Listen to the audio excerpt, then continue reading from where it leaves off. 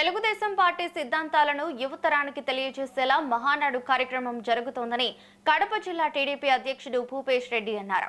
TDP జాతీయ working president గా లోకేష్ బాధ్యతలు చేపట్టిన మొదటిసారిగా మహానాడు కార్యక్రమం టీడీపీ శ్రేణుల్లో కొత్త జోష్ నెలకొందన్నారు.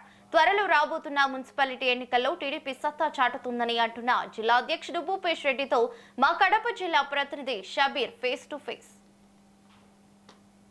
స్వర్గీయ నందమూరి తారక రామారావు జయంతి సందర్భంగా మహానాడు కార్యక్రమాన్ని తెలుగుదేశం పార్టీ శ్రేణులు ఒక పండగ వాతావరణంలో నిర్వహిస్తున్నారు. కడప నగరంలో ప్రధానమంత్రి నరేంద్ర మోడీ పిలుపు మేరకు ఇంధనం పొదుపులో భాగంగా డిజిటల్ రూపంలో మహానాడు కార్యక్రమాన్ని అంగరంగ వైభవంగా నిర్వహిస్తున్నారు. ప్రస్తుతం మనము కడప నగరంలోని తెలుగుదేశం పార్టీ కార్యాలయంలో ఉన్నాం.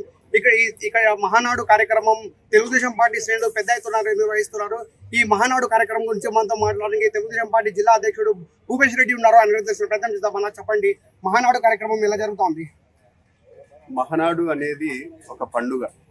తెలుగుదేశం పార్టీ నాయకులకు, కార్యకర్తలకు, తెలుగుదేశం పార్టీ కుటుంబ సభ్యులందరికీ ఇది ఒక పండుగ వాతావరణం. 27, 28, 28వ తేదీన కీర్తిశేషులు నందమూరి తారక రామారావు గారి జన్మదినం పురస్కరించుకొని ఈ మహానాడు జరుపుకుంటాం ప్రతి సంవత్సరం.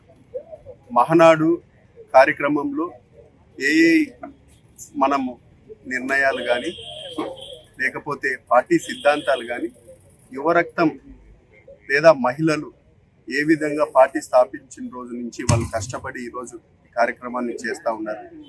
ఈరోజు జాతీయ అధ్యక్షుడు నారా చంద్రబాబు నాయుడు గారి అధ్యక్షతన మహానాడు కార్యక్రమం జరుపుకుంటున్నాం. మొట్టమొదటిసారిగా ఇది హైబ్రిడ్